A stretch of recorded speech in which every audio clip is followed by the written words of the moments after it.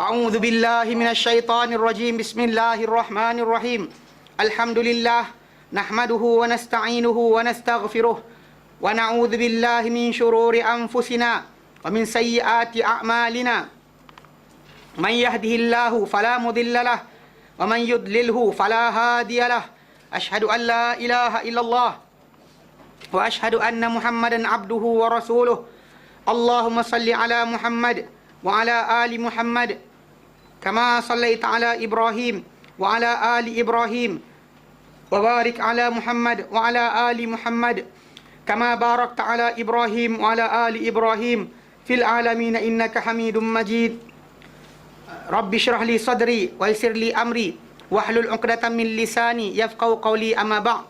Alhamdulillah, kita bersyukur kepada Allah kita dapat lagi bersama-sama untuk kita meneruskan kelas pengajian kita berkenaan dengan tafsir. Dan kita alhamdulillah dah sampai pada ayat yang ke-180 82 kan. Itu berkenaan dengan ayat berkenaan dengan wasiat. Wasiat 80 sampai 82. Yang mana kita kata dah berkali-kali, setiap kali saya mula kelas saya akan sebut kita sekarang sedang bincangkan berkenaan dengan bahagian kedua ataupun bahagian kandungan kedua daripada Al-Baqarah, iaitu berkenaan dengan panduan kepada umat Islam macam mana mereka patut atau layak mendapat khilafah di muka bumi. Lepas tu Allah terangkan berkenaan dia yang layak menentukan, mensyariatkan dan sebagainya. Dia terangkan perangai orang yang bertentangan daripada tajuk tersebut. Kemudian dia mula masuk dengan selepas disebutkan berkenaan dengan Qulillahumma malikal mulk tu'til mulka man tasha' wa tanzi'ul mulka man tasha' wa tu'izzu man tasha' wa tudhillu man tasha' bi yadika khair innaka ala kulli syai'in qadir. Lepas tu tak lama lepas tu Allah Taala cerita berkenaan dengan al-khair ayat 177. Allah Taala sebut berkenaan dengan bir kebaikan, al-birru bukan bir, al-bir. Saya sebut ni masalah tak? Actually orang Arab sebut bir tu birah. Birah. Birah. Bir al-birru. Bir. Okey, kebaikan. Dan kita terangkan bahawa Allah Taala sebut ayat berkenaan himpunan keseluruhan kebaikan. Himpunan keseluruhan kebaikan. Lepas tu Allah Taala detailkan sekarang. Sekarang ni detailing. Start dari itu dengan Qisas. Qisas, lepas tu sekarang wasiat. Nanti kan puasa, lepas tu perang. Dia akan masuk. Kita akan masuk yang tu. Maksud sekarang ni tak ada sebut dari Bani Israel dah. Yang Bani Israel tu hari tu. Di awal bahagian pertama, first juzuk pertama Al-Baqarah, itu berkenaan dengan kenapa mereka layak ditarik daripada mereka khilafah. Sekarang ni kita patut nak jadi khalifah, apa tujuan atau apakah panduan patut kita jadi khalifah? Apa yang melayakkan kita dengan khilafah tadi? Faham Jadi kita baca itu Allah Taala nyatakan kutiba alaikum idza hadara ahadakumul maut, difadu ke atas kamu apabila hadir kepada seorang kamu ni kematian, intaraka jika dia meninggalkan khairan harta sebarang harta kebaikan. Harta khairan tu maksud dia kebaikan, bukan kebaikan, harta. Itu macam kita terangkan dalam kalimah perkataan berulang dalam Quran Karim, khair dan Quran bukan semestinya maksud dia kebaikan. Khair dengan maksud dia harta. Lil al-wasiyata sebagai wasiat lil walidaini wal aqrabin, untuk dua bapa dan juga aqrabin, bil ma'ruf dengan elok. Mana kita kata dalam ayat ini para ulama nyatakan dia adalah ayat sebelum ayat pewarisan harta. Kerana sebelum pewarisan harta, asalnya harta dahulu diambil oleh siapa-siapa sahaja yang kuat dalam keluarga berkenaan. Siapa yang paling berani, paling kuat diambil. Tapi lepas tu datang, di sini Allah Ta'ala suruh wasiat kepada ibu bapa. Wajib. Ditekankan kepada mereka supaya wasiat. Datang saja ayat pewarisan harta, iaitu surah An-Nisa ayat 11, 12 dan juga 176. Maka ibu bapa tak dapat lagi, atau waris-waris yang tetap atau yang dapat, tak dapat lagi dapat wasiat. Mereka hanya dapat jumlah-jumlah khas daripada ketentuan Allah Subhanahu Wa Taala. Tak boleh dah wasiat. Sebab kenapa tak ada wasiat untuk waris? Nabi bagi tahu kali-kali, tapi orang kita gatal juga buat. Kalau nak bagi harta pada anak-anak pinak kita, walaupun tak tukar nama, saya terangkan, kita boleh buat benda berkenaan. Kita beritahu, isytiharkan. Kalau yang kata dorang mungkir, dorang lawan, itu benda lain. Tapi yang pentingnya sebenarnya kita sendiri tahu, anak-anak tu tahu kalau bapak dah bagi dah handphone pada adik dia. Tu adik dia punya lah, walaupun tak ada agreement, tak ada kan saksi mahkamah, mana ada. Tukar-tukar nama, tak ada pertukaran nama pun. Kan barang tu pakcik tu beli, memang resit tu milik dia. Tapi dia bagi pada anak, tadi tak ada pun perjanjian, tu tak? Macam juga hartanah sebenarnya. Cuma masalahnya hartanah ni tadi dia lebih besar. Pertukaran nama dia rumit. Bahkan kadang pertukaran nama ada cukai kan ada cukai dan sebagainya. Jadi benda-benda tadi kita kata menyebabkan kerumitan, dia menyebabkan orang kita malas nak buat dan sebagainya. Tapi one thing for sure, ada juga orang yang khianat. Dia tahu dah bapak dia bagi, tapi dia still tak nak lepaskan. Dia kata dia tahu bapak dia bagi pada adik dia atau abang dia, tapi dia tak lepaskan, maka benda berkenaan masalah. Jadi sebenarnya ikutkan pewarisan harta ni, memang dah ditetapkan kalau kita nak bagi harta sebelum kita mati sebagainya, bagi tahu siap-siap, bagi tahu. Ini harta ni milik adik kau, ini kat rumah ni, Cian, abah tak tukar nama tapi kau tolong tukar bagi pihak dia. Cakap macam tu. Kan terus terang macam tu. Ini pasal abah tak ada masa. Sibuk kata. Sibuk berkelas. Contohnya lah kan. Tak ada masa nak tukar nama contohnya. Okey lah, tak ada masalah. Yang penting sekarang ni konsep tadi macam yang orang try pakai apa, tahu-tahu mati tiba-tiba keluar surat. Ada masalah. Surat wasiat nama tak tukar. Kalau dia kata dia tukar nama siap-siap kan, itu tak ada masalah. Tukar nama siap-siap. Senyap-senyap tukar nama semua sekali. Kadang-kadang takut juga mak bapak ni, tukar-tukar nama dia beritahu anak dia halau dia. Itu masalah kan. Konsep dia sekarang ni kena ingat, yang sistem yang orang bagi wasiat-wasiat yang style macam tu salah. Yang style macam tak tukar nama tapi will. Dalam wasiat tu kata apa, tapi nama tak tukar, memang masalah. Baik tak tukar nama tapi apa, bagi tahu. Panggil semua bagi tahu, isytiharkan. Ni buat kenduri Ramadan ni. Buat apa? Nak bagi tahu rumah saya ni saya bagi anak saya. Cakap macam itulah. Dan bagi tahu semua orang. Mudah kerja. Cuma walaupun nama tak tukar tapi orang tahu. Jadi dan kena ingat satu benda, hibah daripada ibu bapa boleh ambil balik. Hibah orang lain tak boleh tarik balik, tapi mak bapak boleh patah balik daripada hibah mereka. Faham? Boleh tarik balik, tak ada hal. Tak ada hal, boleh tarik balik. Untuk mak bapak boleh tarik balik. Yang kata orang lain tak, buruk siku. Kita tahu tak ada hal. Okay, faham Jelas Jadi kita kata kita bincangkan itu memang itulah tajuk dia dan kita perbahaskan serta apa kita ambil berkenaan dengan tajuk apa Nabi kata dalam hadis yang lain dia kata sahihain ma haqqu mar'in muslimin lahu syai'un yusi fihi, tidak hak bagi seorang individu muslim yang dia ada satu benda yang nak wasiatkan padanya, lalu dia tidur dalam waktu 2 malam tanpa dalam keadaan tidak ada wasiat bersama dia bertulis. Tak boleh. Dia kena ada wasiat bertulis dalam masa 2 malam Tak boleh tidur 3 malam tanpa wasiat. Kena ada wasiat tertulis bersama dengan dia. Ni siapa buat bunyi ni? Bawah ke atas? Atas kita ke atas orang? Kalau atas kita, siapa atas kita kena cakap lah. Kalau atas orang pun kena cakap juga. Jadi orang tak nak pakai, kadang saya pergi. Kan, saya pergi cakap. Agaknya garang sangat kat muka saya. Baik. Dia kata apa? Baik, sambung Masa dia intaraka khairan, dia kena meninggalkan khairan ay malan. Itu harta. Dikatakan pendapat ini oleh Ibn Abbas, Mujahid dan Qatadah. Okay?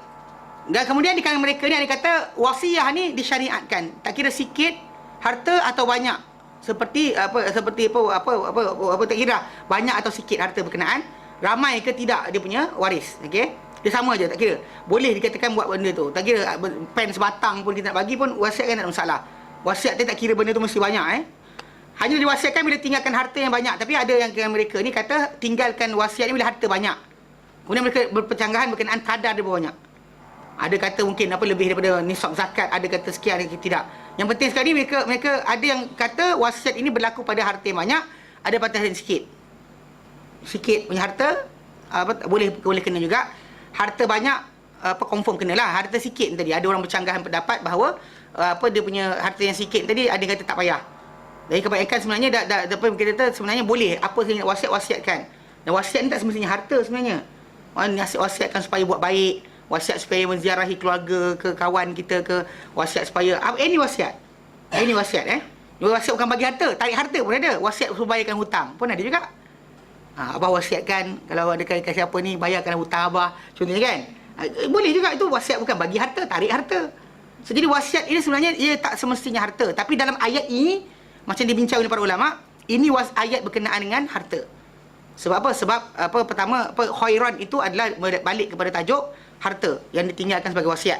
Okey, tapi kita kata ini berlaku sebelum daripada turunnya ayat surah An-Nisa 11, 12, 176. 11, 12, 176 sebab ayat-ayat berkenaan adalah ayat pewarisan harta. Yang lepas turun ayat berkenaan tidak ada lagi wasiat untuk waris.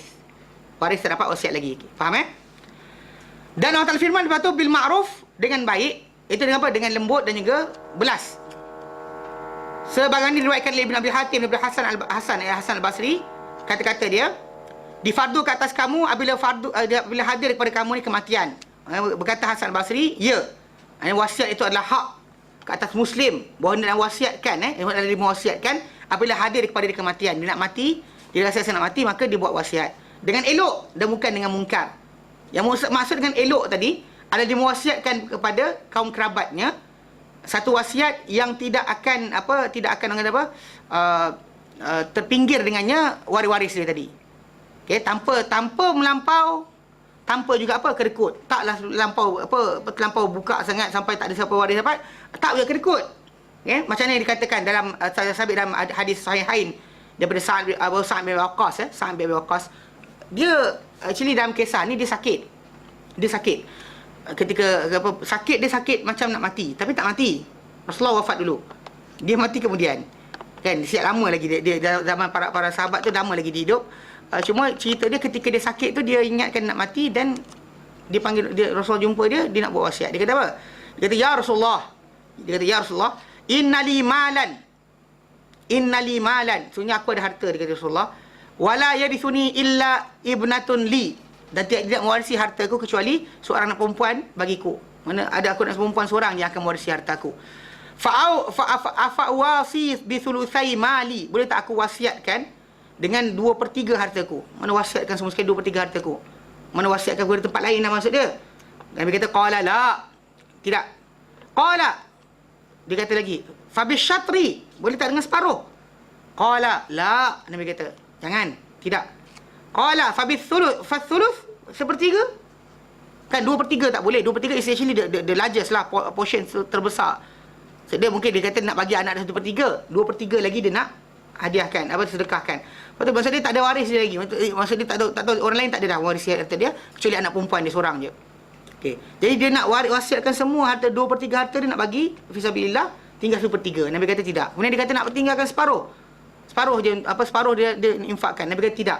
Kemudian fasuluth, 1/3 Rasulullah. Nabi kata as-suluth was-suluthu katsir. 1/3 dan 1/3 itu banyak. Nabi kata innaka engkau antadara, bahawa engkau meninggalkan warasataka, waris-waris engkau, aghniya, orang-orang yang kaya, khairun, lebih baik, min antada'ahum, daripada engkau tinggalkan mereka alatan, orang kata miskin, yatakaffafu nas, minta-minta daripada orang ramai. Kau tinggalkan. Pasal dalam tajuk ni maksud dia, ikutkan daripada segi tajuk ni, anak dia tadi dah telah terjamin. Tapi apa waris-waris yang lain? Mungkin dimaksudkan selain daripada anak dia siapa? Abang dia, anak saudara dia, kan? Mana adik-beradik kakak dia atau adik perempuan dia dan sebagainya. Itu maksud dia kat situ masuk tau. Pasal banyak orang kadang salah faham. Dia ingatkan bila macam keluarga dia, family dia yang anak dia je. Mana anak aku, bapa aku dah habis tak ada. Dengan adik-beradik masuk. Bapa saudara masuk. Kalau dia kata orang-orang yang menyekat mereka tidak ada, mereka adalah waris kita yang terdekat. Dia waris kita terdekat, maka kita kena bagi. Biarkan harta tu diambil oleh mereka. Maka kita sekat pula. Ni beria kita sekat habis semua. Dan bahkan ketika bila dia buat macam tu, nampak apa jadi? Bila Nabi kata pada dia 1/3 je dia membenarkan, maksud dia ada apa? 1/6 lagi yang tak habis. Kan? 1/6 lagi yang tak habis. Pasal anak dia kan ambil setengah. Anak dia kan ambil setengah. 1/6 tu akan boleh ni kan pada waris-waris yang lain. Maksud dia 1/2 tu dia milik anak dia. 1/2 daripada apa yang baki tu daripada milik anak dia. So secara tak langsung dia dah dekat sini dia dapat penjaminan kepada anak dia tadi dah terselamat. Sebenarnya actually 1/3 yang dimaksudkan tadi, 1/3 keseluruhan harta, yang baki ni tadi baru dibahagi kepada anak dia setengah. Bukannya setengah tu anak dia ambil. Faham tak? So, dia bila dah ada hutang, wasiat dah jalan, baki itu baru dibagi kepada waris. Jadi kat situ ramai, mungkin ramai lagi orang lain. Tapi Nabi kata kat situ, lebih baik kau tinggalkan mereka kaya, lebih baik kau tinggalkan mereka kaya daripada kau tinggalkan mereka dalam keadaan miskin, meminta-minta pada orang ramai. Okey. Jadi dalam Sahih Bukhari pula, bahawa Ibn Abbas telah berkata, kalaulah bahawa orang ramai ni, semua mereka ni melampau dia kata dia turunkan daripada 1/3 kepada 1/4, kerana Rasulullah SAW telah berkata dia kata lebih baik orang ramai ni buat 1/4 dia kata. Pasal Nabi kata 1/3 tu banyak dah. Actually the maximum is 1/3. Kalau nak wasiatkan harta kita yang luar nak bagikan, nak sedekah, kena apa dan sebagainya, 1/3. Kalau dia kata lebih dari itu lebih. Ibn Abbas kata aku rasa lebih baik kalau orang ramai ni ambil 1/4. Sebab Nabi kata 1/3 tu dah banyak sebenarnya. 1/3 tu banyak. Maksimum sebenarnya. Mana kalau Nabi kata 1/3 tu banyak. Jadi 1/4 tu lebih baik dia kata. Ini kata-kata Ibn Abbas radhiyallahu anhu dalam Sahih Bukhari Dia kata bukan, mana maksud dia kata lebih baik 1/4 berbanding 1/3. Sebab apa? 1/3 tu Nabi kata apa? Banyak. Nabi kata banyak. Rasa 1/4 pun tak apa. Baik dia kata. Lebih baik orang ramai turun kepada 1/3, 1/4 daripada 1/3. Ini orang kita kadang suka apa, dia maksimum. Baguslah, tapi kena ingat. Kalau dia kata harta tu tadi kita tinggalkan dalam bentuk apa, sedekah dan sebagainya, dia beza dengan wasiat. Harta yang kita sedekah sekarang dengan kita sedekah lepas mati, dia nilai tak sama. Dan kita pernah sebut itu berkenaan dengan tajuk apa, bila Nabi SAW ditanya berkenaan sedekah paling afdal. Sedekah paling afdal. Nabi kata, bila ditanya pada Rasulullah, ayu sedekati afdal, Nabi kata, anta sadaqah, sedekah paling afdal adalah engkau bersedekah, wa anta sahihun syahih, dan keadaan engkau apa? Sihat, kedekut. Sihat dan juga kedekut. Itu sedekah paling afdal. Yang atau turjil ghina wa takhshal faqr, yang kau harapkan supaya kaya tapi kau tak nak pula miskin, kau takut miskin. Maka ketika itulah harta kau paling mahal, jumlah nilai dia. Nilai paling mahal harta disedekahkan ketika macam tu. Bukanlah sedekah yang paling mahal itu belum besar tu adalah bila kau dah sampai sini nyawa kau, baru kau kata untuk si fulan sekian, si fulan sekian, si fulan sekian, sekian. Dia kata, maksud dia bukan macam tu cara dia. Maka kita kata pasal orang yang beriman, dia tahu awal lagi dia bertindak. Bukan tunggu lepas mati baru nak berjalan. Kalau ada orang jumpa saya, dia kata apa? Dia kata, Ustaz, saya punya pencen banyak, dia kata. Gaji dia banyak lah. So, dia gaji sekarang dalam 10,000 kot gaji dia. Pasal dia pencen dia 5,000. Kan? Separuh kan biasa? Tak tahu, tak pernah pencen Dia separuh kan? Separuh, okey. So, jadi dia kata, okey, gaji saya 5,000. Lepas tu dia kata, saya ada anak angkat yang bawah tanggungan saya dengan surat legal lah. So, sekali lagi budak ni tak balik, tak cukup umur atau tak masuk universiti, tak umur 21 tahun kot. Dia belajar. Maksudnya dia kalau dia belajar dan sebagainya, duit pencen tu akan pergi kepada dia. So, sekarang boleh tak saya wasiat kepada dia supaya ambil sikit, suruh sedekahkan separuh lagi. Mana dia ambil lah dalam 2,000, 3,000 tu dia kena sedekahkan. Patut tak buat itu? Saya kata, kenapa nak tunggu mati dulu? Kan, semua tak akak nak tunggu mati baru nak sedekah. Sedekah dari sekarang. Dia kata, bukan tak nak, tapi... tapi itulah masalah dia. Itu sebab kena faham bahawa sebenarnya dalam hadis Nabi SAW, Nabi kata, was-sadaqatu burhan. Sedekah itu adalah bukti keimanan seorang. Sebab kenapa dalam Al-Quran Karim dalam surah Baqarah kita belajar awal tu, dia kata apa? Walladzina yu'minuna bil ghaibi wa yuqimunas salata wa mimma razaqnahum yunfiqun. Ketika mereka hidup, mereka infakkan, mereka belanjakan awal-awal lagi. Ketika hidup lah, kalau mati tu itu dah wasiat. Dia kata wasiat ini kalau nak buat tak ada masalah. Dan kita kata wasiat tadi yang terbaik memula sekali pada orang yang keluarga kita lah. Bukan sekolah anak yatim, bagus. Kan ada orang tu kalau cakap US, kucing, anjing dapat. Keluarga dia 1 sen dapat apa? Juta-juta dapat. Serius.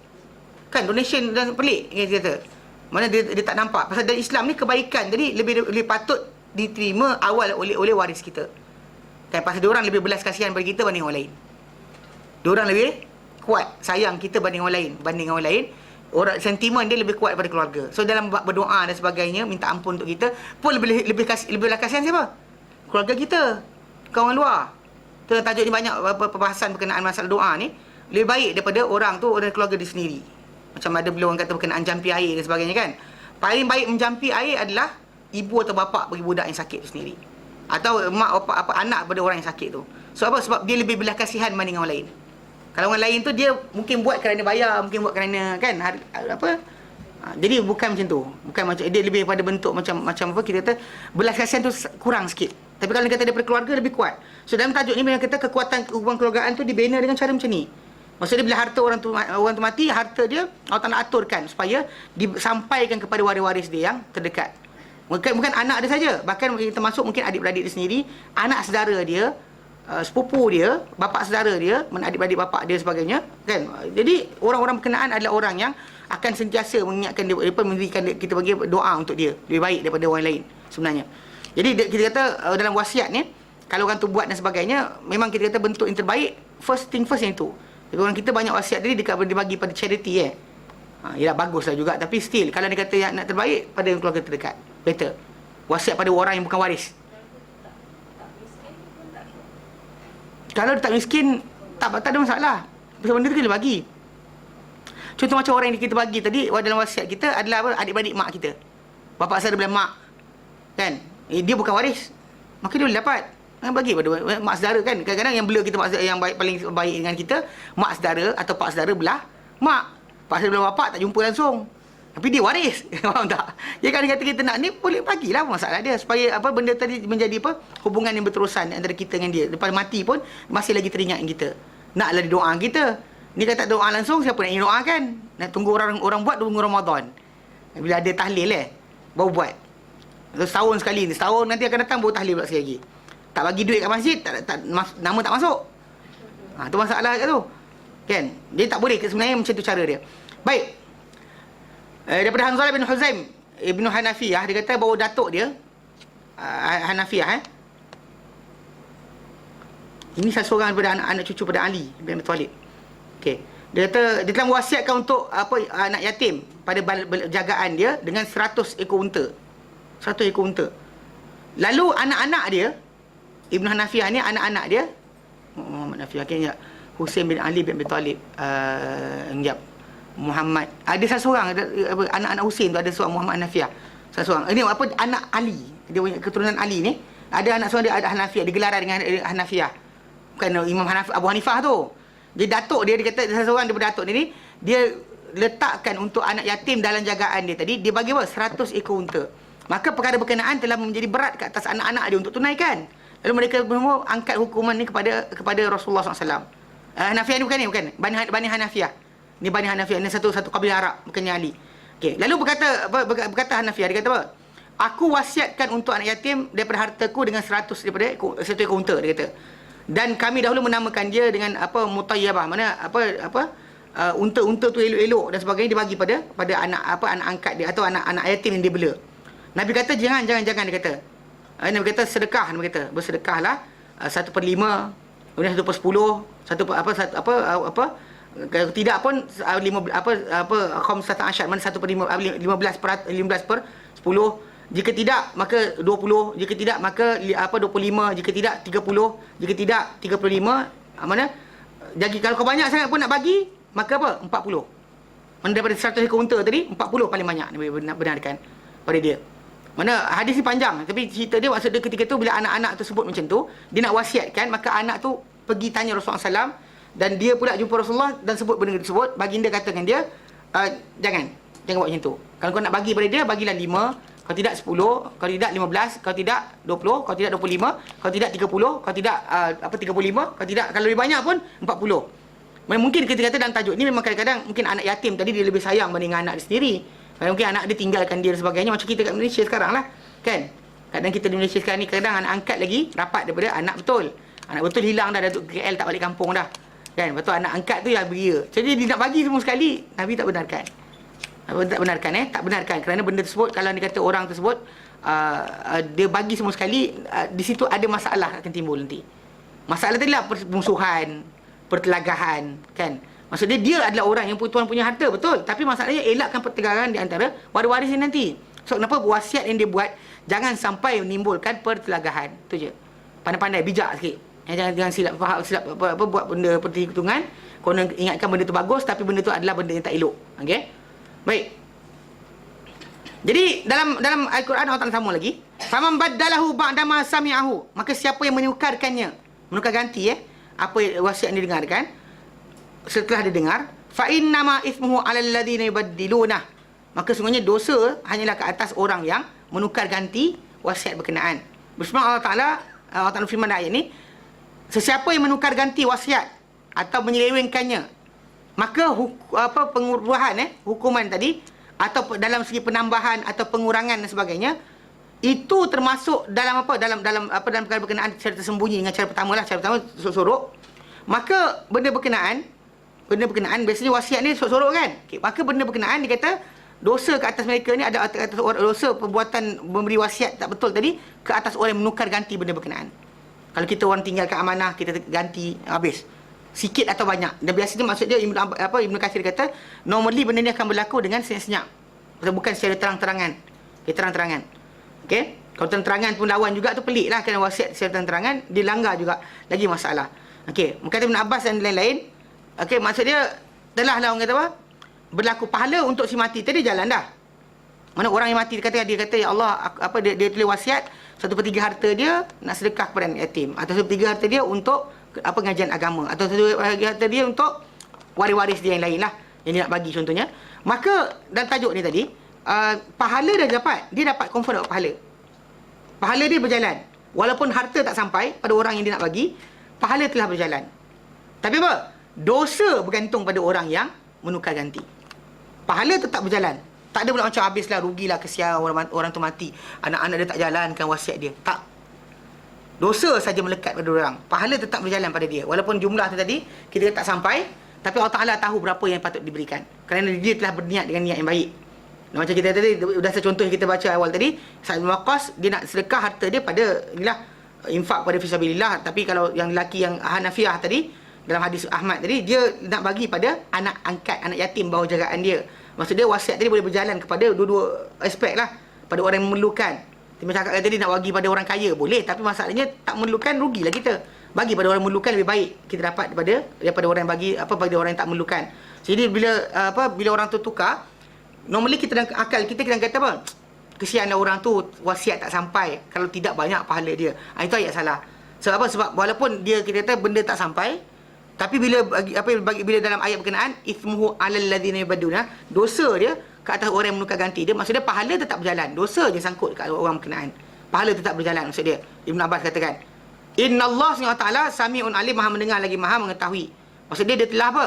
Menjenguk ke atas apa yang diwasiatkan oleh si mati tadi. Dia tahu dah.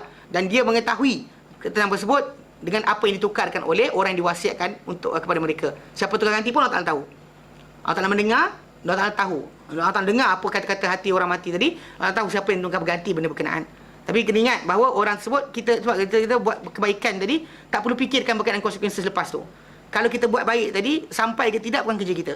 Macam sering saya peringatkan, bila kita nak bersedekah pun sama juga. Jangan fikir ini sedikit ke ni apa. Kalau orang tu nak minta sedekah, bagi. Kita ada duit lebih, bagi. Jangan cakap banyak. Pasal benda tu atas kita memberi je, bukan atas kita pun mempersoalkan. Ini persoal banyak, panjang gila nak persoalkan. Ini betul ke tidak ni, sekian kan. Tak nak bagi, tak nak bagi. Minta maaf, tak nak bagi. Kenapa? Saya tak nak bagi. Itu je, saya tak nak bagi, dia kata. Tapi kan dia kata, kalau dia kata orang tu, kita terminta, kalau kita duit lebih, nak bagi. Tak usah persoalkan, buat soal siasat dan semua mengarut. Macam tu masalah kita tu, pasal benda tu bukan masalah sampai ke tidak. Kita persoalkan, letak aja pada tempat dia dan jalan. Tak ada masalah. Allah Ta'ala tahu apa konsekuensi yang akan berlaku. Kalau dia kata ada menipu, ada sekian, orang tu tanggung. Tapi atas kita, pahala kita dah berjalan. Faham? Bukan macam-macam apa kita kata tak langsung buat benda-benda tu macam tanpa banyak fikir, overthinking sangat masalah. Dan sekali tak bersedekah langsung. Ya tak?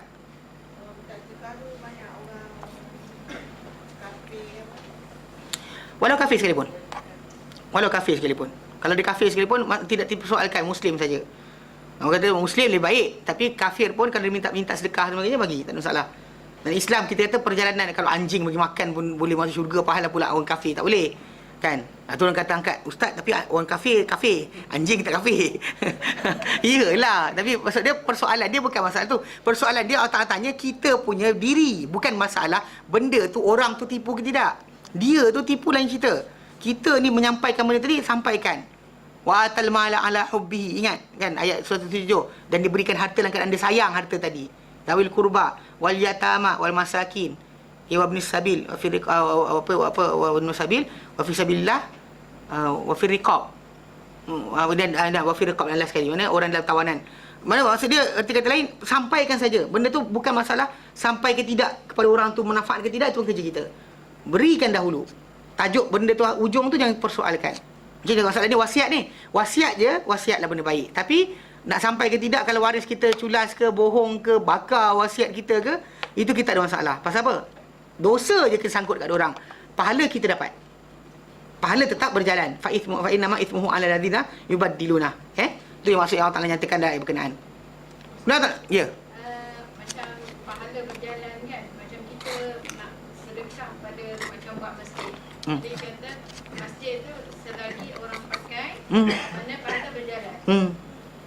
Kalau kata sedekah tu tak jadi masjid. Mesti Allah Ta'ala tulis dah. Tu kat sini tu kata Ibn Abbas kata, dia kata pahala telah tertulis kat atas dia. Pasal kadang-kadang niat manusia ni lebih baik daripada amal dia. Kan kadang-kadang niat manusia ni better daripada amal dia sendiri. Kadang orang tu nak bangun malam, tak dapat bangun malam, tapi oleh kerana benar lah. Tapi jangan buat perangai tak senonoh, niat saja tak bangun. Kan? Pasal dalam hadis, dalam orang tu dia berniat nak bangun malam, tapi ditewaskan oleh tidur dia. Maka tertidur. tertulis untuk dia pahala bangun sepanjang malam. Kan? Niat dia bukan ialah, tapi kita boleh lafaz niat dalam hati. Allah tak tahu betul ke tidak. Either kita sengaja syek pasal dengar hadis tu kata macam tu, so kita buat. Itu kan kerja dia. Maksudnya kita memang nak buat. Sincerely kepada Allah Ta'ala nak buat, Allah Ta'ala tahu sincerity kita. Itu nak kata innallaha sami'un alim. Maksudnya apa lintasan hati kita, apa gerak geri kita dan sebagainya, luar dan dalam dia tahu. Apa yang kita lafaz kat luar dia tahu, apa dalam hati kita dia tahu. Yang luar kan dia tahu, dalam pun dia tahu. Yang luar dia dengar, yang dalam dia tahu. So masalah dia. Dia tak penting. Jadi tu sebab kenapa dalam tadi kita belajar ikhlaskan niat kita kepada Allah Taala. Sincerity tu, mana ketulusan kepada Allah Taala tu kena bina. Jika tidak, rugi. Banyak benda kita rugi. Kan nak pergi belajar, tak apalah tak pergi belajar hari ni tengok TV, tapi niat dulu. Dia niat dah nak tengok TV. Kan dia nak tengok TV, nak tengok telenovela sebagainya, tak datang kelas. Tapi dia dah niat dah awal tak nak datang kelas. Nak pergi tengok telenovela. Tapi dia tahu dah lintasan hati dia, Allah Ta'ala tahu. Tu masalah dia. Tu innallaha sami'un, jaga benda tu. Kalau kita tak jaga, kita akan buat macam itulah. Niat saja dia tak buat. So konsep macam tadi kan, orang tu walaupun tak bangun malam tapi tetap dapat pahala. Sebab apa? Sebab niat dia yang benar. Macam tu juga masalah orang yang infak untuk masjid, sedekah jariah untuk masjid kan, buat masjid atau buat jalan raya atau buka sekolah atau sekian anything, walaupun tak jadi, tapi pahala dia, sincerity dia Allah Ta'ala kira. Mana benda tu akan bertambah berganda walaupun tak jadi. Tu kena beza. Itu sebab kenapa kita tahu, memang kita cari orang yang amanah satu benda, tapi zaman kita ni amanah telah ditarik. Banyak orang tidur bangun tidur, amanah hilang, makin hilang. Kan iman dihilangkan, amanah dihilangkan. Sampai kan tinggal macam kesan bengkak aja air, macam lecur air, lecur benda panas, dalam tu kosong, tak diisi langsung. Kan kalau benda tak pergi, ni macam tu keadaan iman seorang tu. Ataupun amanah dalam hati dia tak ada dah. So zaman kita makin payah nak cari orang amanah. So secara tak langsung kita kata masalah kita nak cari orang amanah tadi tak mampu. Maksud dia bukan yang kita tak buat langsung, buat. Bersedekah, infak harta, buat. Masalah sampai ke tidak tu kan kerja kita. Allah Ta'ala belum mengetahui. Tapi kita cari dah. Ya Allah, aku dah usaha dah cari orang yang patutnya, tapi tak jadi juga. Ya Allah, terpulang pada engkau. Ya Allah Ta'ala berikan macam yang berlaku pada orang yang sedekah, pada orang pencuri, penzina, kemudian orang yang kaya tu, kan dia kata dia beri akhirat nanti semua berjalan. Pahala dia berjalan semua sekali. Tak ada satu pun yang berhenti. Faham tak? Semua pahala dia dapat. Menunjukkan bahawa yang penting sekarang ni adalah seorang tu dalam mewasiatkan harta dan sebagainya, jalankan saja. Jangan fikir banyak. Jangan tapi, saya rasa, dengar, agaknya, orang kata, barangkali habis. Last sekali tak buat kerja. Faham tak? Last sekali tak buat pun, kebaikan kita akan berhenti. Banyak orang tersekat dengan sebab apa? Banyak persoalan tadi. Question yang macam-macam thinking, overthinking. Kan, overthinking. Banyak sangat thinking. Last sekali tak buat kerja langsung. Itu masalah juga. Kan? Faham Dan Allah nyatakan lepas tu, faman khafa min musin janafan au ithman. Faman khafa min musin janafan au ithman, maka sesiapa yang khafa, bimbang, takut min musin, daripada orang yang membuat wasiat tu, janafan, ketidakadilan, cenderung ke kesilapan. Ibn Abbas mengatakan janafan maksud dia kesalahan atau kesilapan. Dan ini merangkumi kesalahan apa sahaja, semua sekali kesalahan.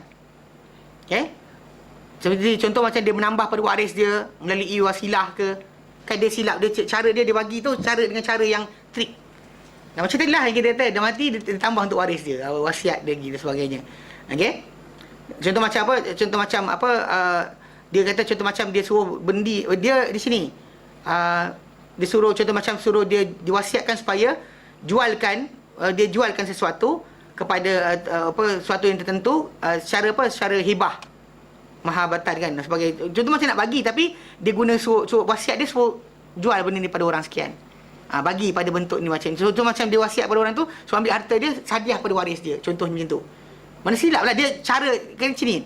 Kita tak direct ni tau. Kita kata dengan orang tu dia ambil sepertiga harta kita.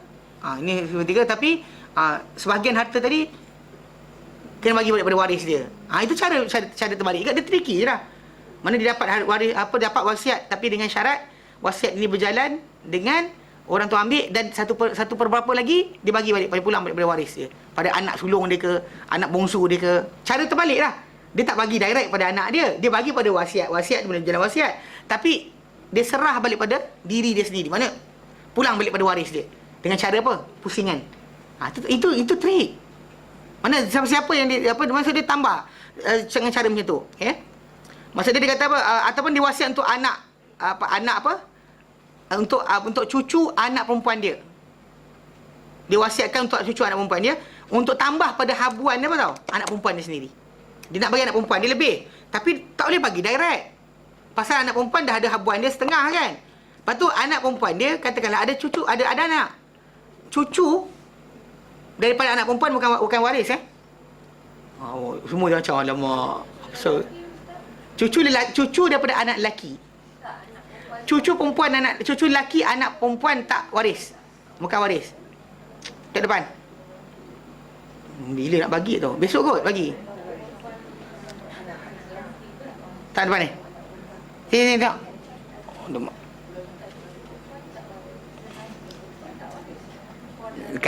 Bukan. Dengar sini, dengar. Tunjuk gambar ni. Nampak tak? Tutup lampu panel kanan tengah. Kanan tengah. Okey. Nampak sikit Okey, tengok ni. Ini orang mati. Ni si mati. Siapa dalam rajah ni semua ni waris dia. Ini waris yang akan dapat. Yang tidak akan boleh hilang, pasti dapat. Kalau semua berkumpul, bapa, mak, pasangan dan anak-anak. Ini orang yang takkan tak boleh dapat. Mesti dapat, wajib dapat. Okey. Anak perempuan, P tu perempuan lah. L lelaki. Okey, yang menjadi waris pada si mati ni kerana katakanlah yang ini tak ada, anak ni semua mati, dan cucu dia daripada anak lelaki akan jadi waris dia. Cucu anak perempuan tak. Cucu dari anak perempuan tidak menjadi waris, walau lelaki atau perempuan sekalipun. Faham tak? Anak perempuan kita punya anak bukan waris kita. Okey, anak lelaki kita punya anak perempuan dan lelaki semua waris kita. Faham? Okey. Jadi yang masalah sekali ni, orang tu dia nak bagi macam dikata dia Ibn Katsir, dia nak bagi anak perempuan dia pasal nampak dia tak? Dia nak bagi anak perempuan dia lebih. Tapi dia tak nak bagi direct. Cara dia macam mana? Dia bagi cucu lelaki dia, diwasiatkan pada cucu lelaki anak perempuan dia. So dia alih ke situ lah harta. Tapi kita kata niat terbalik pada niat balik. Pasal memang anak perempuan dia punya anak bukan waris dia. Okay, soalan sekarang kita pindahkan harta tadi. Kenapa? Adakah kerana budak tu rapat dengan dia? Dia nak bagi anak perempuan dia lebih? Faham tak? Kalau dia kata kalau contoh macam anak perempuan dapat setengah harta. Okay, sebelum anak perempuan ambil setengah harta, 1/3 dia bagi pada cucu dia, pada anak perempuan dia. Dia kan boleh tricking tu. Kenapa bagi? Kan di sini tajuk dia, maksud dia atau diwasiat untuk anak cucu lelaki daripada anak perempuan dia supaya dia tambah pada anak perempuan dia punya bilang pada habuan anak perempuan dia, ataupun sebagainya daripada cara-cara macam-macam trik yang digunakan oleh orang zaman dahulu untuk apa? Untuk alihkan. Even zaman sekarang lah, ni style wasiat tulis-tulis kertas tu tak boleh jalan pun. Dia tak boleh jalan pasal dia tak boleh gunakan cara tadi. Dengan tulis wasiat saja tanpa tukar nama, maka anda tidak ada kuasa, tidak boleh, ini benda tu jadi wasiat biasa. Dan hanya berjalan 1/3 saja daripada apa yang tulis apa benda nak, tapi 1/3 saja akan jalan. Lain saya pulang balik pada waris. Faham Okey. Sama ada dia kata benda tu secara silap ataupun secara sengaja. Kena faham tau? Maksud dia silap tersilap atau secara sengaja. Pasal dia ada orang kadang-kadang dia buat benda ni tersilap, tak sengaja. Ada orang dia memang buat sengaja. Dia memang dah meant to be. Dia tahu cara nak alihkan harta pada orang tertentu dia nak ni, dia alihkan macam tu. Macam tu cara dia alihkan.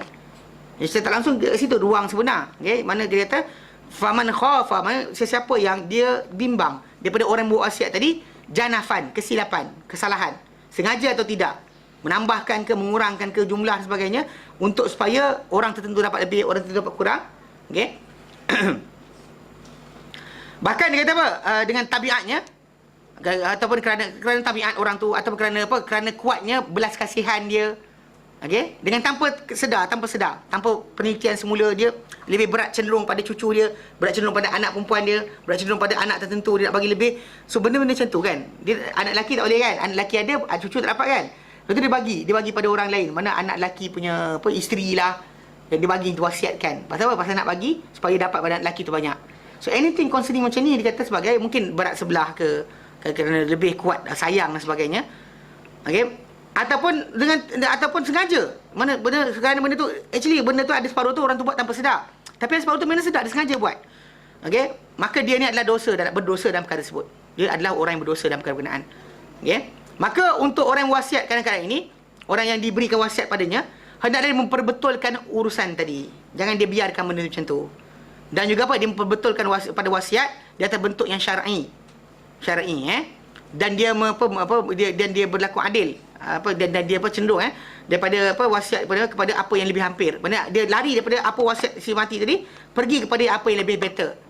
Dia pegang wasiat kan, nampak benda ni berat sebelah, tak betul dan sebagainya, maka larikan ke tempat lain. Betulkan kepada apa yang lebih hampir kepada perkara berkenaan dan lebih betul dan lebih elok. Okey, bagi apa? Bagi pertama, maksud dia menghimpunkan di antara kehendak si mati dengan jalan syarak. Ini bukannya hanya setakat nak kehendak si mati, tak, syarak punya kehendak pun kena jaga. Kalau dia kata dia ikut matlamat si mati saja, setakat untuk beri harta pada orang tertentu, keinginan dia lupa syarak, masalah. Tapi kalau ikut syarat, tak dapatlah pula sampai pada si mati dia punya keseluruhan. Tak dapat keseluruhan. Dia alihkan sikit. Betulkan sikit pada benda tadi. Maksudnya dia kata, kalau dia kata orang tu dah buat benda tu, orang tak boleh biarkan. Tapi lawyer biasa tak nasihat. Kena jalan je. Tantangan, encik nak apa? RM1 nak bagi orang sekian. Dia macam tu je. Dia tak pernah betulkan. Tapi ikut syarat, tak boleh macam tu. Anything yang silap dan sebagainya, bagi tahu pada orang berkenaan. Kalau ada orang tu contoh macam, dia nak wasiatkan harta dia kepada satu tempat, kerana tak nak bagi anak-anak dia. Anak-anak dia kan, dia kata tak nak bagi anak-anak dia, nak wasiatkan macam mana nak bagi semua sekali awal-awal lagi pada tempat berkenaan. Saya kata kalau jumpa orang macam ni, cakap dengan dia tak elok buat macam tu. Ini macam kita kata macam apa, mendahului takdir kan. Saya awal-awal lagi, kita dah awal hukum orang tu daripada kat dunia. Kerana anak-anak kita tak rapat dengan kita, tolak semua harta daripada tempat lain. Jangan salah buat macam tu, tak elok. Tak senonoh panggil. Bahkan kalau dia kata benda tu kita buat ketika nak mati, tak valid. Kalau orang tu kan sakit atas baring, nak mati dah, dia buat lafazkan macam tu, dia bagi semua harta ke dan sebagainya. Kalau sekarang sihat macam ni, tak apa. Kalau orang tu bagi harta dia tengah sihat macam ni kan, jalan. Tengah kata ketika nak mati tu, dia bengang ke dengan anak dia, dia larikan harta dia ke sini ke sana. Oh, tak boleh, itu salah. Tak nak bagi, bahkan tak valid. Cerai orang yang mati, ataupun dia lafaz talak dia pada bini dia, tak jatuh.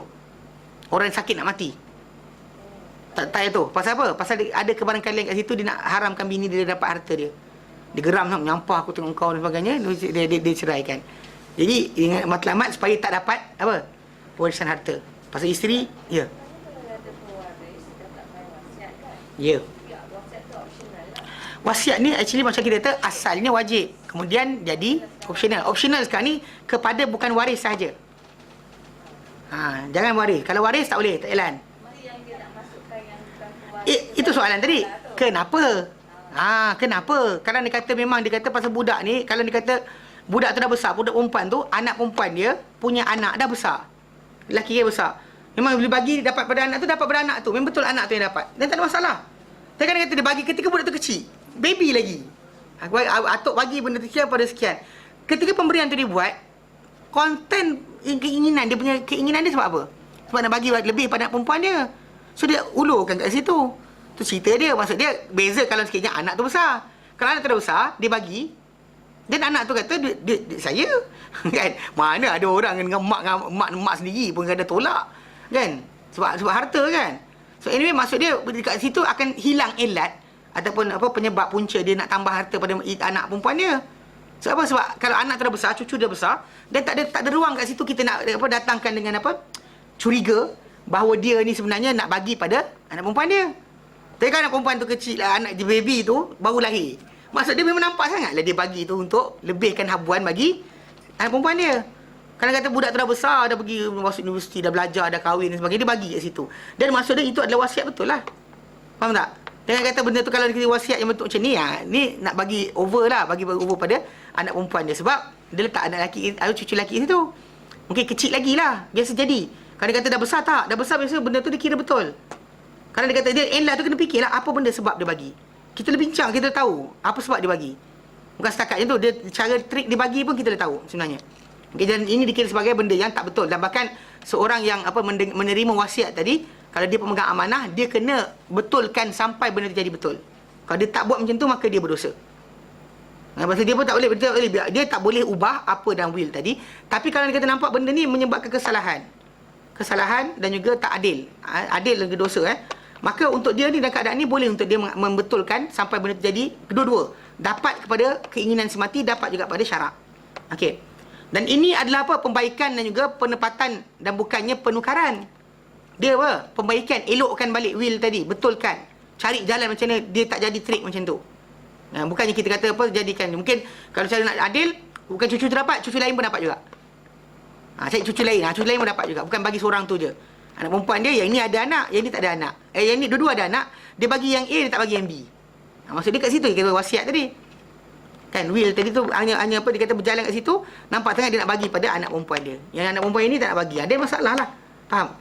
Jelas Okey. Ya.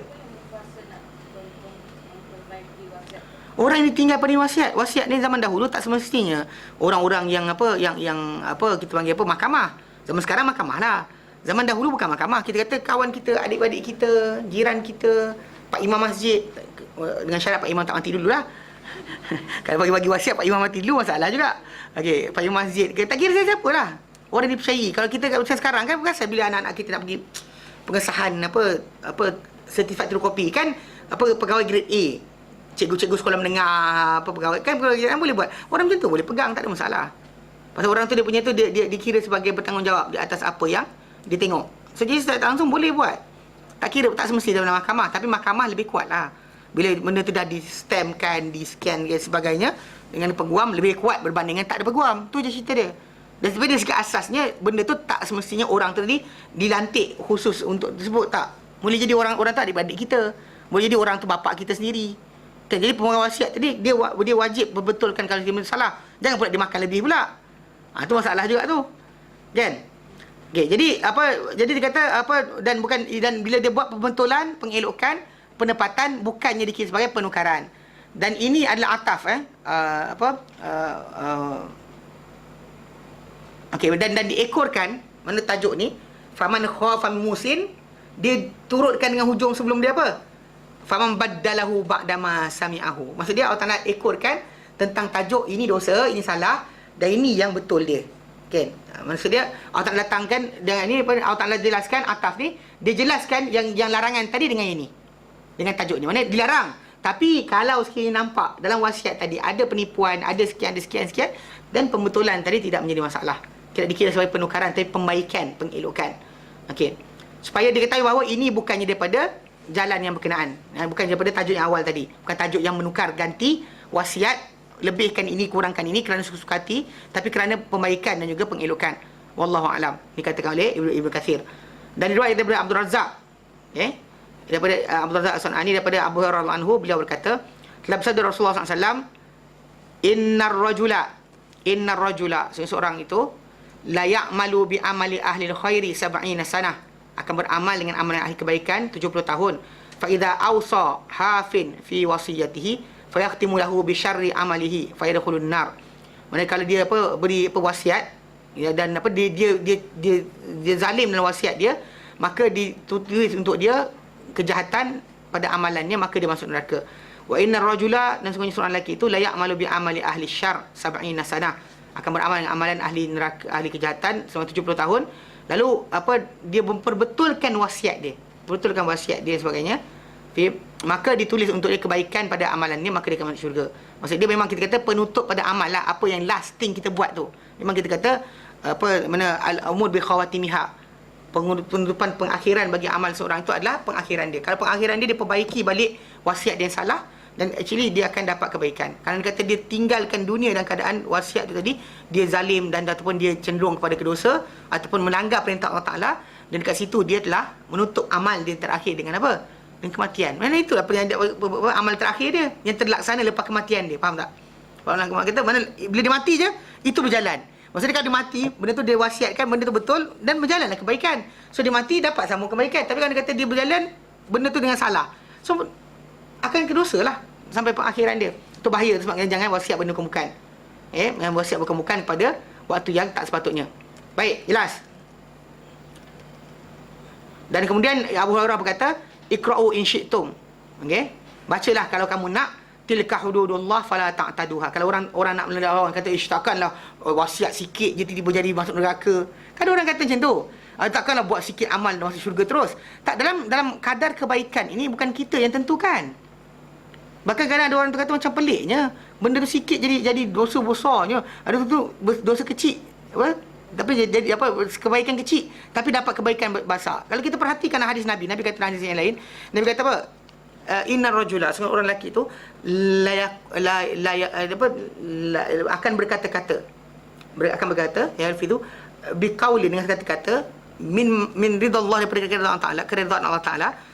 Lalu dengan kata-kata tadi dia akan meningkat dalam syurga ni berapa darjat.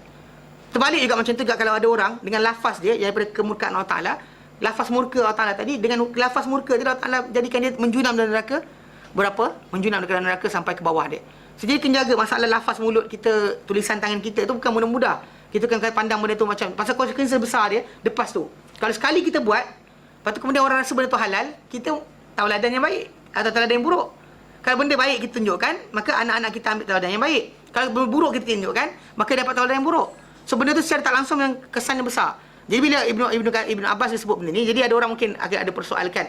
Lalu Abu Hurairah dia kata bila dia cakap hadis ni, mungkin ada orang persoal pada dia, maka dia pun cakap apa? Iqra'u in syi'tum, bacalah kalau kamu nak. Dalam surah Baqarah 229, tilka hududullah fala ta'taduha. Itu adalah batasan-batasan Allah Taala yang kamu melampauinya. Allah Taala letakkan waris tak ada wasiat, waris tak ada wasiat. Kalau kita nak melampau juga, kita buatlah. Faham tak? Maksudnya bila Allah Taala tentukan benda berkenaan, itu kebaikan untuk kita. Pasal bila benda tu bagi pada waris kita, kan, maksudnya kalau ada sebahagian harta kita tak dimakan oleh waris kita, kena bagi Baitul Mal, benda tu baik juga, tak ada buruk pun. Anda tak rugi apa-apa. Pasal bahagian bila harta tadi diagihkan, anda dapat pahala. Dapat satu portion harta tadi masuk Baitul Mal, digunakan untuk kebaikan, pun tak dapat pahala juga. Yang penting kepala kenapa? Kan macam tak puas hati, kenapa? Relax lah kan. Janganlah macam. Tapi kalau anak perempuan saja tak boleh menghabiskan harta, betul? Anak perempuan tak boleh habiskan harta. Tapi janganlah kita buat trik pula supaya habis juga. Faham tak? Kita trik tak nak bagi langsung terkeluar daripada keluarga kita. Tak boleh macam tu. Itu kan cara Islam. Cara Islam adalah orang tu pandai, dia tahu bahawa di sini kebaikan, di luar pun kebaikan. So dua-dua ke mana pergi harta tadi, dia tetap redha. Faham tak? Dia terima. Kadang-kadang menentukan dia ada anak lelaki atau perempuan bukan dia. Kan? Lahir anak lelaki, alhamdulillah, tak ada siapa boleh masuk ambil harta aku. Kan? Betul? Siapa ada anak lelaki, tak siapa boleh ambil harta dia. Anak dia akan ambil semua. Tapi kalau kata orang tak ada anak lelaki, anak perempuan saja, dan kasi timbul tajuk adik-beradik lelaki dia boleh masuk. Kan? Bapak dia pula dapat 2 kali ganda, dapat 1/6 dan tambahan kalau ada lebih. Maksudnya dia macam aku yang kerja penat, kenapa orang yang nak makan? Itu kena keluar dari mulut dia. Rugi, janganlah rugikan diri. Maksudnya kalau kata benda tu boleh pakai, lepas, let go. Mana ke mana dia pergi, jalan kebaikan di situ ada. Yang kita sekat-sekat, ataupun cuba untuk cari jalan supaya jangan sampai wasiat tadi tu cara untuk kita menyekat harta kita keluar daripada lingkungan keluarga kita. Jangan buat macam tu. Kalau boleh terkeluar, biarkan terkeluar. Itu aturan Allah Taala, menjadikan terkeluar dan biarkan, let go. Tak ada masalah. Yang pening kepala. Ini kadang-kadang pening kepala tak nak bagi. Jangan bagi. Kita yang kerja penat-penat jual pisang. Janganlah macam tu kan. Mana apa rezeki kita kongsi dengan orang lain, tak ada masalah. Ya, walaupun orang tu kita kata malas dan sebagainya, tapi kita tetap akan dapat ganjaran di situ. Dan bahkan kadang-kadang ada orang tu kadang silap faham, dia ingat bahawa kadang-kadang Allah Ta'ala beri rezeki pada kita ni kadang-kadang untuk sampai pada orang lain. Saya tengok ada orang hamba Allah Ta'ala dulu saya kenal, dia ketika mana dia tanggung orang belajar, ada orang dia belajar kan, belajar kat Tanah Arab, dia tanggung. Ketika dia tanggung tu, Allah Ta'ala bagi rezeki dia banyak sungguh. Banyak sungguh, memang banyak. Sampai orang kata, bisnes apa? Dia kata tak ada bisnes, tapi duit banyak. Tapi lepas dia berhenti tanggung, orang yang belajar tadi, terus harta dia sikit. Harta dia macam, sikitnya harta dia. Mana maksud dia, kadang-kadang orang kita, kadang Allah Ta'ala bagi kelebihan untuk rezeki kita sampai ke tempat lain. Faham tak? Orang tu diberi rezeki dengan kita, melalui kita. Macam anak kita kan, macam orang tu dulu kata apa? Dapat rumah baru, rezeki anak-anak. Kan? Anak tu tertulis dapat rezeki baru kan, dapat gaji, naik pangkat, dapat apa, anak lahir anak baru dapat naik pangkat. Kadang-kadang macam tu. Macam bila lahir orang lain ataupun ada orang lain bergantung kita, Allah Ta'ala buka ruang lebih besar. Tapi bila kita ni tak nak menanggung siapa, nak diri kita saja, dan start. Bila sempit ni jangan tanya siapa, apa pasal sempit sangat hidup kita. Pasal kadang kita lupa bahawa bila Allah Ta'ala buka ruang besar, maksud dia akan melalui kita lah tadi apa, rezeki orang lain akan sampai. Fikir macam tu. Bila kita ada syarikat besar dan sebagainya, fikir bahawa rezeki ni aku ni banyak. Sebab apa? Sebab supaya bawah aku ni banyak orang bergantung dengan aku. Dan start saya tak nak benda berkenaan, dan Allah Ta'ala akan tarik balik. Kena faham macam tu. So, jadi tak adalah kita macam pening kepala kenapa rezeki kita orang kongsi. Kan? Tapi kalau kita faham, kita tak ada masalah. So, sebab itu kita Abu Hurairah kata, Kalau siapa nak baca tak setuju dengan benda ni, maka bacalah tilka hududullah fala ta'taduha. Itu adalah hudud Allah Taala, jangan kamu melampauinya. Okey. Disebut apa dalam Abdul Razak, tapi disebut dalam Musnad Ahmad, Ibnu Majah dan juga Abu Daud dengan lafaz yang lebih kurang sama. Maksud dia memang kita kata orang tadi kerana wasiat yang dia buat, maka dia akan menjunam dengan dia masuk neraka, atau dengan wasiat yang diperbetulkan dia apa? Masuk syurga dengan wasiat berkenaan. Faham? Pasal itu mungkin benda akhir yang dia akan buat kat dunia ni. Baik. A'udzu billahi minasyaitonir rajim. Ya ayyuhalladzina amanu kutiba alaikumus siyamu kama kutiba alal ladzina min qablikum la'allakum tattaqun. Ayyaman ma'dudat. فمن كان منكم مريضا أو على سفر فعدة من أيام أخر وعلى الذين يطيقونه فدية طعام مسكين فمن تطوع خيرا فهو خير له وأن تصوموا خير لكم إن كنتم تعلمون. Berfirman Allah Ta'ala, ini kebetulan kita pun dah sempat dalam seminggu lagi akan sampai kepada tajuk ni, menunjukkan kata-kata kepada orang beriman di kalangan umat ini, memerintahkan kepada mereka untuk berpuasa. Dan itu puasa ni adalah menahan diri daripada makan, minum dan juga persetubuhan dengan niat ikhlas kepada Allah Ta'ala, Allah Azza wa Jalla. Tambahan dia dari terbit fajar kita bernama matahari lah. Terbit fajar kita bernama matahari. Dan tak disebut di situ korek telinga atau korek hidung. Itu masalah masyarakat kita ni. Benda tak termasuk pun dalam pembatalan puasa. Actually memang ada reason kenapa yang masuk hidung tu. Reason dia Nabi kata dalam satu hadis, Nabi sebut berkenaan dengan apa? Wa baligh fil istinsyaq illa an yakuna sha'ima. Dan sedutlah air dan dalam pada hidung kecuali orang tu berpuasa. That's the point yang kenapa sebagian para ulama kata memasukkan sesuatu dalam hidung membatalkan. Sebenarnya tapi dengan sini, kalau ikut majma' Akademi Fiqh Islam sedunia, dia kata apa? Barang yang dimasukkan tadi kalau dia nutrien, bersifat makanan atau minuman, dan batal. Kalau benda tu bukan bersifat benda berkenaan, tak membatalkan. Sebab kenapa kalau orang tu kena bius, dia tak dibatalkan puasa dia. Pasal dia bius bukannya makanan. Tahu bius tu makanan. Tak bius bukan makanan. Ya, okey. Injection vitamin C batal. Actually apa bersifat nutrien? Air masuk air nutrien. Nak masuk darah nutrien batal. Hepatitis ni orang injection je injection je tu virus kan, untuk virus kan, dia bukan makanan. Bukan makanan. But anything bukan makanan, bukan nutrien. Sebab kenapa para ulama dulu dia sekat kepada tajuk menahan diri daripada makan dan minum serta bersetubuh dengan niat yang ikhlas kepada Allah Ta'ala, Allah Azza wa Jalla. Terbit fajar kita bernama matahari. Yang kita kata sebenarnya itu sebenar betul. Tapi orang kita sebut daripada apa? Makan, minum dan masukkan sesuatu dalam rongga. Itu saya masalah. Kalau masuk rongga tadi, kalau benda tu bukan makanan, tak masalah. Macam orang yang ada apa dia apa? Masukkan kamera dalam punggung. Endoskopi Kolonoskopi. Endoskopi apa di sini? Endoskopi atas, kolonoskopi bawah. Okey, tepuk perut. Tepuk perut tu, ada? Tak tahu, okey. Tepuk okey. Anything, okey. Bila endoskopi ke, kolonoskopi ke benda tu, kalau dibuat, dia tak membatalkan puasa sebenarnya. Tapi peliknya ada orang keluar fatwa kata, batal puasa sebab ni. Di kelakar tu ada seorang. Ada cikgu sekolah tadi tu. Dia kata yang kentut dalam air pun batal puasa. Kentut dalam air membatalkan puasa. Sebab dia kata apa? Sebab bila kentut, maksud dia air keluar, angin keluar, air masuk. Saya try baru ni ambil belon, saya letak air, saya lepaskan, air tak masuk pun dalam belon tu. Tak masuk. Saya ambil belon, saya letakkan dalam air, saya buka, saya lepaskan, tak ada masuk pun air. Pandai dia je. Tapi anyway, kalau masuk sekalipun, itu bukannya dengan dia masukkan benda macam tu. Yang tu tak apa lagi. Ada separuh yang tak tahulah ustaz Bandung ajar. Dia kata kalau tahu nak sebut tidak? Malu nak sebut. Dia kata kalau nak buang air tu kan, lepas tu nak kemut kan, lepas tu tarik tu masuk balik, gigi batal. Apa hal kan? Kenapa macam ni sekali? Peliknya. Dia kata kalau tahi tu keluarlah. Lepas tu kalau dia kata kemutkan dia masuk dalam balik, batal. Apa hal? Saya kata gila apa? Kan? Tapi lah time belajar kita tak ajar, kita dengar je lah. Oh, ustaz kata macam tu. Kan adalah budak-budak kata kawan-kawan saya kata apa? Hebot apa buang air tanpa kemutkan punggung. Salah dia pula.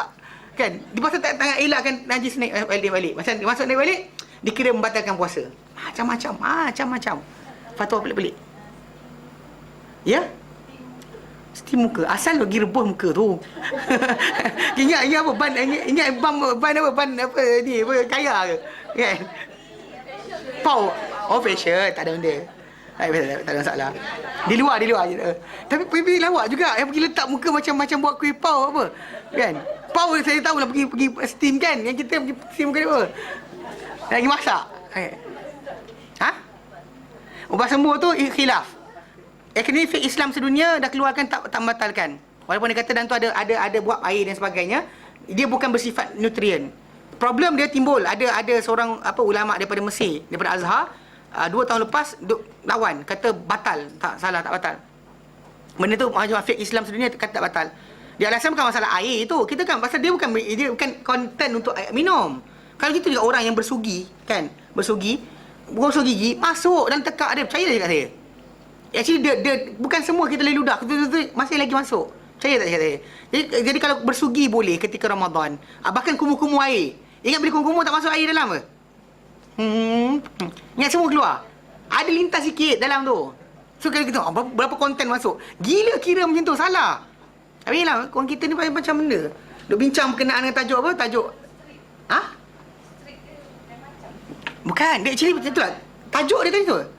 Kes Nabi kata, yang hadis lain tak ada. Hadis korek telinga tak ada, hadis korek hidung tak ada. Ada dalam kereta, kita tengah buat kereta, tengah jam. Macam ni nak buka puasa korek hidung. Tak batal. Faham tak? Korek hidung tak batal. Kalau korek tu, kalau nak sungguh batal, kena separuh. Ni, 3 inci ni masuk dalam. Baru kira batal. Kan masalah pula. Ragut betul. Kan? Pegang bini tak batal lagi. Cium tak batal lagi. Pula, jadi macam mana? Tunggu sampailah batal kan. Sibuk pening kepala. Macam nak batalkan puasa dalam kereta. Ustaz, keluar darah macam hidung darah. Tak ada. Tak batal. Yang itu. Tak batal. Bahkan Nabi berbekam. Nabi tak batal puasa pun. So, jadi bahkan benda tu keluar kat, bukan masuk. Itu beza dia. Keluar bukan masuk. Jadi kita bincang masalah benda masuk. Kalau masuk dalam darah kita, orang tu inject kan. Inject. Atau contoh macam dia ambil darah kita untuk test HIV dan sebagainya. Ataupun ambil darah untuk medical check up dan sebagainya. Tak menjadi masalah. Cucuk benda berkenaan tak membatalkan. Kalau dia kecuali apa? Dia cucuk dalam kita ni vitamin. Cucuk berkenaan dalam badan kita benda nutrien. Sebut je nutrien. Sebut nutrien je. Sebut nutrien saja, maka dia dikira sebagai benda yang tak boleh masuk. Masuk je batal. Air doktor masukkan cucuk sini yang tak masuk ke mulut, termasuk ke sini. Dikira membatalkan puasa. Walaupun masuk ikut lengan. Faham? Pasal tajuk dia adalah nutrien. Pindah darah. Keluar darah tak apa, masuk darah. Masuk darah tak boleh. Dialisis tak? Dialisis darah dia sendiri. Bukan darah orang lain, darah dia sendiri. Kalau dia kata masuk darah lain, tambah dan masalah. Tapi dialisis tak tambah darah orang kan? Darah sendiri. Dialisis. Ya, darah kita masuk dalam mesin tu ditapis keluar balik tau. Masuk balik tau. Ya saya. Akak ingat dia buat apa? Masuk dalam mesin tu, duduk diam dalam tu. Dialisis ni macam ni kak. Dialisis ni dia cucuk kan. Dia ada lengan, ada ni. Dia cucuk benda tu. Darah orang yang sakit ni akan masukkan dalam mesin tu, ditapis dalam tu, kemudian dimasukkan dalam badan dia. Faham tak? Mana dia bukan buat lawak, tapi betul tak? Akan masuk guling. Kan masuk dalam tu macam ke kepala. Tak, dia akan masuk macam tu. So, jadi dalam tajuk ni memang kita kata banyaklah fatwa-fatwa tentang puasa ni, actually banyak benda kena revise balik. Fatwa yang tak betul keluar, tak ada fatwa pun, orang kita suka sebar-sebarkan. Dia macam ni tu kena faham. Membatalkan puasa mesti dengan benda dia, bukan dengan benda lain. Faham tak? Jadi ada konsep tu orang kata makanlah. Ada orang kata kalau dia kata nak batalkan puasa dengan persetubuhan, boleh ke tidak? Para ulama kata boleh, tak ada masalah. Tapi problem dia Nabi makan, janganlah nak buat kerja bukan dulu. Makanlah buka puasa dulu. Tapi dia jenis kes ni, kawan saya cerita. Kan orang Melayu kita ada apa? Upacara membatalkan sembahyang lepas apa? Akad nikah. Akad nikah batal sembahyang. Macam mana? Sarung cincin. cium dahi. Okey, dengar cium tangan. Okey, dengar sini. Kawan saya tu, kita kat Yaman kan. Kita belajar fiqh perbandingan. Yang sentuh batal ni mazhab Syafi'i je. Kalau dia kata percaya batal semayang, yang betulnya actually kalau betul nak batal semayang, kentut. Kalau ganti ni kan, datang percaya batal semayang, dia kentut. Dia kata, percaya batal semayang, perempuan kentut sekali, lelaki kentut sekali. Dia batal lah. Disepakat ulama kata batal. Memang confirm batal. Yang tu tak tentu batal. Pasal mazhab Malik tak batal lagi. Abu Hanifah tak batal. Ahmad tak batal. Jumhur para ulama tak batal. Sentuh saja tak batal. Kan? Tapi mazhab Syafi'i kes kata batal lah. Kalau dia kata ikut 4 mazhab, kalau betul nak sungguh-sungguh, kentut lah. Kan? Pak Imam kata je, Alhamdulillah. Okey. Macam mana batalkan semayang? Mengganti pun agak punggung, kentut. Tak pasal-pasal. Tak? Konsep ni sikit lah. Kena ni sikit. Banyak benda yang kita kata dalam masyarakat kita ni kadang fatwa-fatwa pelik-pelik. Orang hidung batal. Telan air liu batal. Dengar. Ada orang tu siap bukan. Tak, pasal dia atas fatwa pelik-pelik. Dia was-was. Benda tu dalam badan kita, bukan benda baru. Tak salah, sekian-sekian kau dah ni, kalau kahak tu dah gitu kan, buanglah. Jangan telan balik. Tapi kalau dia kata benda tak masuk dalam lagi, tak terkeluar kat mulut kita, dan lintas kat dalam. So, ingus. Tak apa. Tak ada masalah. Dia bukan nutrien pun.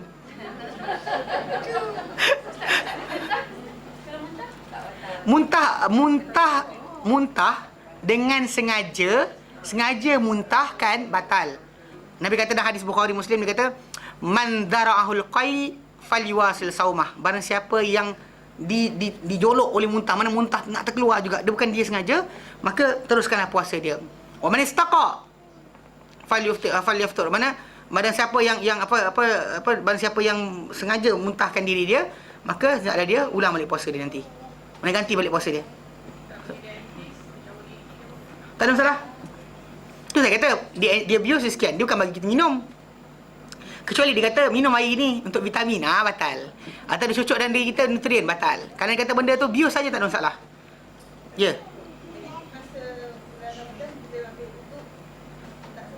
Jangan dalam sangat. Saya buat, tapi jangan dalam sangat. Nabi kata, wabaligh fil istinsyaqi illa an yakuna sha'ima. Dan melampaulah, sungguh-sungguhlah dalam sedutkan air masuk hidung, kecuali dia berpuasa.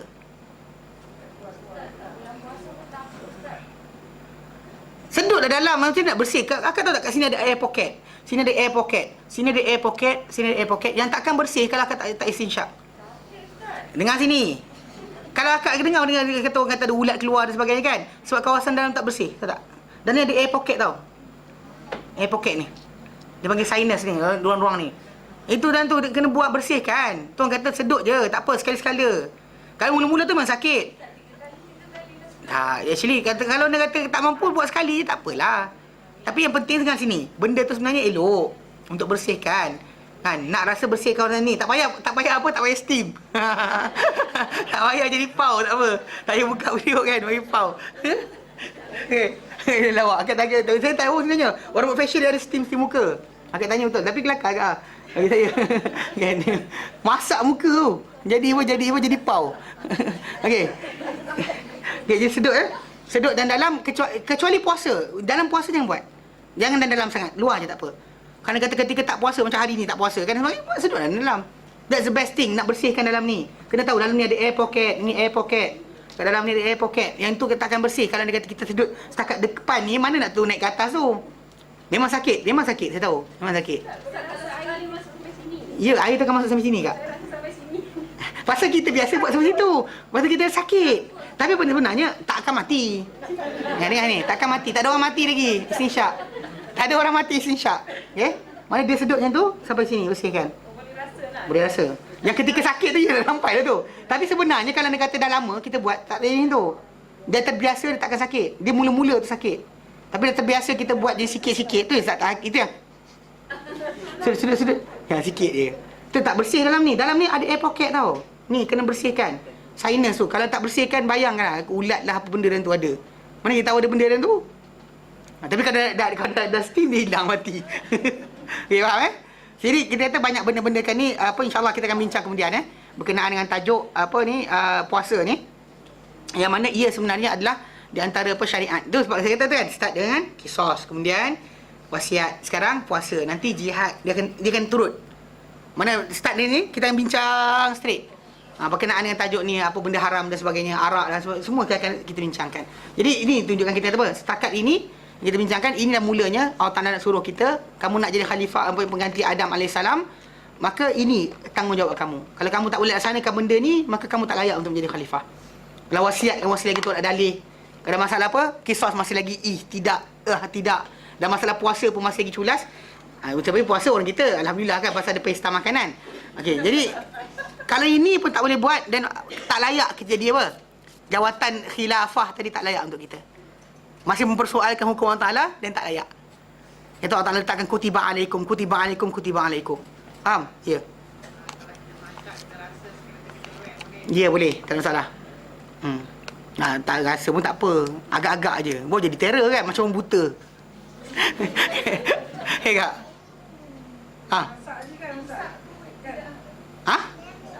Imsak tak bid'ah. Memang imsak ni actually waktu timing yang tertentu, ada para sahabat berhenti situ. Sebenarnya lafaz hadis Nabi itu lebih jelas. Nabi kata, inna bilalan yu'adzin bil lail. Bilal azan waktu malam. Fakulu washrabu. Makan minumlah. Wa idza adzana, dan bila mengazan, azan saja Ibnu Ummi Maktum, itu inilah Ibnu Ummi Maktum yang buta tu, fa'amsiku, maka tahan, jangan makan dah. Maksudnya hadis ini lebih nyata banding itu. Tu kenapa imsak ni kan kata bid'ah. Pasal para sahabat ditanya berapa jarak di antara Nabi dengan benda tu. Ada kata 50 ayat. Soalnya 50 ayat yang mana tu? Ayat surah apa? Kan 50 ayat surah apa? Semua macam kan? Kita pening kepala. So jadi tak tahu ayat 50 ayat surah mana. Ada ayat panjang-panjang, ada ayat pendek-pendek. Tak sama cara baca dia. Jadi secara tak langsung kalau 50 ayat surah Baqarah, menggelupuh. Kan? Bagi 3 ayat, 7 ayat pun dah sengih-sengih lari hilang. Baru ni apa, kita dah start tafsir maudhu ni. Kita terus hafal Al-Baqarah kan, start di awal. Jadi saya bagi sikit je 5, lepas tu baru ni 7 kan. Jadi siapa yang datang saya akan soal, minggu depan tak soal lah. Siapa kena soal berikutnya lagi panjang lah. Jadi nanti sambang sampai 10 ayat. Ni baru ni sampai 10. Mana 1 sampai 10. Mana Sabtu ni kalau ada 1 sampai 10. Mana satu lagi nanti 1 sampai berapa. Perempuan tasmik sendiri. Saya bukan tak nak tasmik perempuan pasal payah. Nanti kan takut suara saya garang nanti nangis. Okey. jadi macam kita kata macam apa konsep puasa dia kan ni hafalan Al-Quran dan sebagainya. Cara yang samalah. Faham tak? Maksud dia kalau dia kata macam tadi kan kefarduan ini puasa. Asal pergi lari pasal hafalan Quran tadi? Imsak tadi macam ni pasal Al-Baqarah sampai 50 panjang tu. Kan ni bagi baru 3 ayat dah mula lupa lari, 10 ayat lari kan. Imsak ni kita kata para sahabat ditanya berkenaan berapa jarak. Itu je cerita dia. Tapi dalam masa sama Nabi sabda apa? Bilal azan waktu malam. Makanlah dan minumlah. Sehingga dia azan bila bila azan si Ibnu Ummi Maktum maka tahan. Dan maka Al-Quran nanti kita akan baca juga macam dia kata. Fakulu washrabu hatta, makanlah dan minumlah hatta sehingga yatabayyana lakum, nyata kepada kamu al-khaytul abyadu min khaytul aswad, mana benang putih dan benang hitam daripada fajar. Nyata barulah kamu berhenti. So tak nyata makanlah. Faham? Maksud dia itu yang nyatanya. Jadi imsak tadi bukan yang suruh berhenti. Makan salah. Makan je lah masalah dia. Kan selagi tak azan makan. Pasal dia tu melewatkan sahur sungguh-sungguh. Jelas? Imsak tu menahan diri. Sebenarnya puasa tu imsak. Tapi ada orang dia suruh imsak awal lagi. Daripada sebelum subuh tu, sebelum azan tu dah berhenti dah makan. Faham tak? Dia kata 50 ayat. 10 minit lebih kurang, kata diorang. Jelas? Jelas? Okey. Yelah pasal dia kata 50 ayat tadi. Pasal 50 ayat tu. Pasal diorang kata anggaran 50 ayat adalah lebih kurang 10 minit. Lebih kurang anggaran. Tak tahu. Saya kata ayat surah apa. Kalau dia tahu surah apa, dan kita lebih bahas lah. Tapi itu sebab kenapa prefer ambil hadis Nabi dan Al-Quran tadi. Yang Nabi kata, makanlah dan minumlah. Bila azan Ibnu Maktum, maka tahan. Maksud dia, selagi tak azan, selagi tu, makanlah. Makanlah. Habiskanlah. Janganlah pula sumbat-sumbat dulu. Azan sumbat lagi. Yang dah tengah dalam mulut, kita tengah azan, habiskanlah.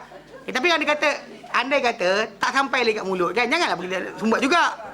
Memang sila ada macam air tu, habiskan. Tapi janganlah kita macam tu. Okey? Jelas? Okay, wallahu alam, sallallahu ala sayyidina Muhammad wa sallam, alhamdulillah alamin. Subhanallah, asyhadu an la ilaha illa anta, astaghfiruka wa atubu ilaik. Assalamualaikum warahmatullahi taala wabarakatuh.